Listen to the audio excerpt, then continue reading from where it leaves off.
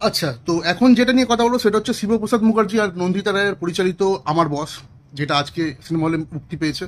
সাথে একটা হিন্দি সিনেমা ভুল চুক মাফ রিলিজ হওয়ার কথা ছিল, বাট ওটা তো ওটিটিতে ডাইরেক্ট শিফট হয়ে গেছে, 15 তারিখে রিলিজ হবে। তো এটা 16 রিলিজই পেয়েছে বলতে গেলে।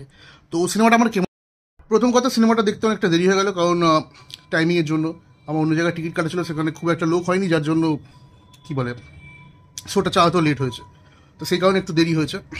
আর দেখো, প্রথমত সিনেমার কনসেপ্টটা যদি বলি, ট্রেলার লেভেলে যেটা দেখিয়েছে সেটা বুঝে গেছো, সেটাই স্টোরি।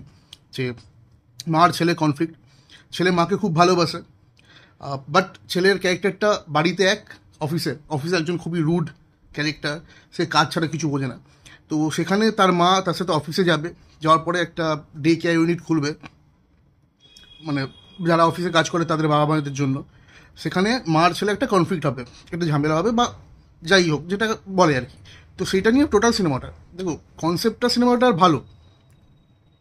প্রথম কথা যদি বলি, কনসেপ্ট ভালো, অ্যাক্টিং এখানে খুব ভালো করেছে, বিশেষ করে শিবপ্রসাদ মুখার্জি।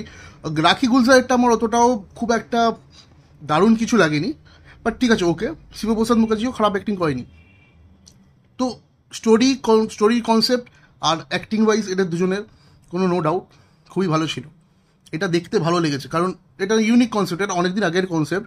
অ্যাকচুয়ালি যেটা হয় প্রত্যেকের বাড়িতেই হয়, যে যখন বা ছেলে বা মেয়ে বাড়ি বাইরে কাজ করতে চলে যায়, বাবা মা যাদের শরীর খারাপ তারা একা থাকে, তো তাদের কি হয়, কি প্রবলেম হতে পারে, বিশেষ করে যাদের শরীর খারাপ তাদের কী হতে পারে, সেই সেই জিনিসটা নিয়ে সিনেমাটা ফুটিয়ে তুলেছে শিবপ্রসাদ মুখার্জি আর নন্দিতা রায়, সেটাই ফোটানোর চেষ্টা করে।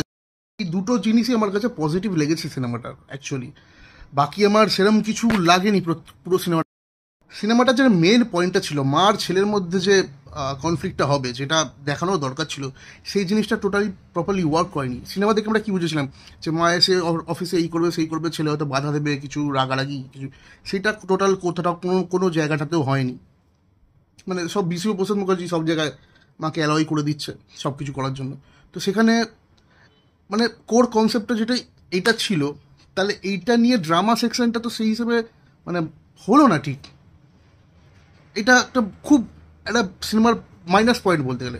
এর আগে শিবপ্রসাদ মুখার্জির দেখো, হামি দেখো, বেলা শেষে দেখো, মানে একটা খুব ভালোভাবে তৈরি করা, বাট এখানে সেই জিনিসটা ঠিক আস।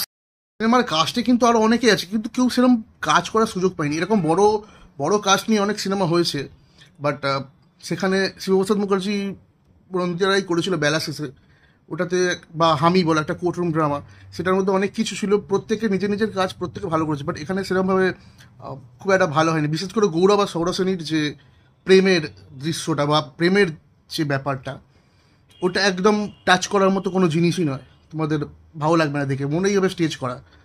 আর যদি আমার শ্রাবন্তীর কথা বলি, খুব বাজে অ্যাক্টিং করেছে, খুবই বাজে অ্যাক্টিং করেছে। শ্রাবন্তীকে দেখতে খুবই খারাপ লেগেছে, জানি না কেন শ্রাবন্তীর অ্যাক্টিং দিনকে দিন আরও খারাপ হয়ে যাচ্ছে। তো এটা টোটাল ছিল, এটা বাজে ছিল। সেকেন্ড কথা বলি, যদি বলতে হয় গানগুলো আমার কাছে একটা দুটো গান ছাড়া, বিশেষ করে র্যাপ দিয়ে কি একটা গান, ওটা আমার কাছে একদম ওয়ার্ক করেনি। শিবপ্রসাদ মুখার্জি আর শ্রাবন্তীর যে লাভ রিলেশনশিপটা, লাভ অ্যাঙ্গেলটা, ওটা খুবই বাজেভাবে প্রেজেন্ট করা হয়েছে অ্যাকচুয়ালি, খুবই বাজেভাবে প্রেজেন্ট করা হয়েছে। যখন ওই রাস্তায় দাঁড়িয়ে যে ঝামেলাটা, ওটা খুব খুব খারাপ ছিল, স্টেজিংটা খুব খারাপ ছিল। মা ছেলের মধ্যে যে কম্বিনেশনটা দেখিয়েছে, যে সম্পর্কটা দেখিয়েছে, যেটা হওয়া উচিত ছিল, ট্রেলার লেভেলে যেটা এক্সপেক্ট করেছিলাম সেটা একদমই ফুটে ওঠেনি। মানে ড্রামাগুলো একদম কাজ করছিল না। রাখি গুলজারের কিছু কিছু জায়গা আমার নিজস্ব মানে মনে হয়েছে, সেটা আমার পার্সোনালি আমার মনে হয়েছে যে যেন অ্যাক্টিং করতে চাইছেন না, বাট ঠিক আছে, কোনো প্রবলেম নেই, বয়স যথেষ্ট হয়েছে। সাবিত্রী মুখার্জির কমিক টাইমিং কিছুটা কাজ করে, টোটালি নয়, কিছু কিছু জায়গায় হয়ে যায় কাজ করে, টোটালি কাজ করে না। তো এই, হ্যাঁ, ক্লাইম্যাক্সটা ভালো ছিল, মোটামুটি খারাপ ছিল না। তবে সিনেমার সব থেকে বড় যেটা মানে ডিসঅ্যাডভান্টেজ, যেটা তোমরা দেখতে বসলে বুঝতে পারবে, যে সিনেমাটা অনেক লং টেনেছে, প্রচণ্ড লং। দিব্যি অনায়াসে অনেক জায়গায় কাটছাট করে সিনেমাটাকে অনেক শর্ট করা যেত, বাট বড্ড বেশি লেন্থটা টেনেছে, প্রায় 2.5 ঘন্টার কাছাকাছি সিনেমা। এই স্টোরিটাতে কিছু কিছু জায়গায় তোমার দেখে মনে হবে যে আননেসেসারি ব্যাপারগুলো ঘটছে। তো ওইটা সব থেকে বড় নেগেটিভ পয়েন্ট আমার ক্ষেত্রে মনে হয়, আমার পার্সোনালি আমার মনে হয়েছে। বাকিরা কাদের কী মনে হবে জানি না। বিশেষ করে যে এজ গ্রুপটাকে মাথায় রেখে সিনেমাটা তৈরি করা হয়েছিল, তাদের হয়তো খুব একটা ভালো লাগবে, বাট আমার ক্ষেত্রে সেটা ওয়ার্ক করে। তো উইন্ডোজ প্রোডাকশনের কাছ থেকে বিশেষ করে বহুরূপীর মতো সিনেমা দেওয়ার পরে এটা এক্সপেকটেশনটা অনেকটা বেড়ে গেছিল।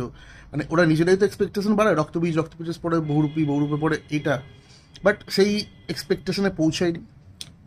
It is an average film, একবার দেখা যেতে পারে, বা এত অ্যাওয়ার্ড কেন পেয়েছে আমি বুঝতে পারছি না, মানে জানি না। যাই হোক, এটা ছিল আমার থট। তোমাদের কি মনে হচ্ছে তোমরা কমেন্ট সেকশনে জানাও। যারা চ্যানেলে নতুন আছে তারা সাবস্ক্রাইব করো, বেল আইকনটাকে প্রেস করে দাও। দেখা হচ্ছে খুব তাড়াতাড়ি একটা নতুন ভিডিও।